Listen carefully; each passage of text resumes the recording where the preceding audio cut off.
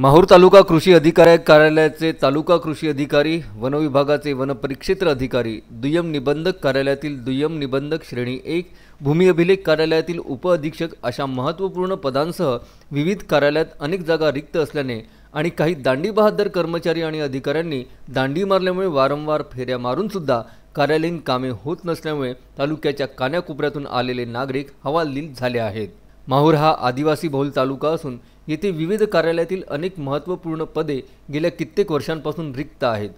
एकट्या भूमी अभिलेख कार्यालयात उपअधीक्षकांसह मुख्यालय सहाय्यक, परीक्षण भूमापक, अभिलेखापाल, आवक जावक लिपिक, दप्तरबंद कर्मचारी अशा 16 पदांपैकी तब्बल 9 जागा रिक्त आहेत।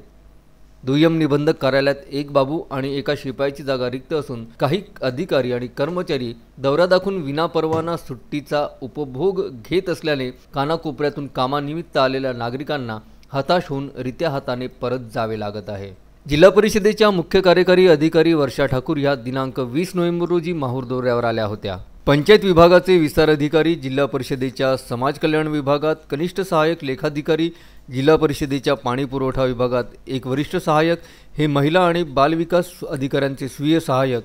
तर ग्रामविकास अधिकारी मुदखेड एक महिला ग्रामसेवक नांदेड पंचायत समितीमध्ये आणि एक लोहा येथे प्रतिनियुक्त असल्याचे निदर्शनास येताच त्यांनी त्या प्रतिनियुक्त्या तत्काळ रद्द ठरवून संबंधित अधिकारी आणि कर्मचाऱ्यांना नियुक्तीच्या जागी हजर होण्याचे आदेश देऊन कठोर प्रशासकाची भूमिका बजावली। ही स्वागतार्ह बाब होय, परंतु दिनांक 24 नोव्हेंबर रोजी दुपारी 12 वाजता माहूर पंचायत समितीच्या अनेक विभागात बहुतांश कर्मचारी गायब, तर ग्रामीण विकासाचा कणा असलेल्या पंचायत विभागात एकही अधिकारी अथवा कर्मचारी उपस्थित नसल्याप्रकरणी काही ठोस कारवाई करतात की दुर्लक्ष करतात हे आगामी काळात दिसून येणारच आहे। संजय घोगरेसह अनवर खिच्ची, विदर्भ न्यूज, माहूर।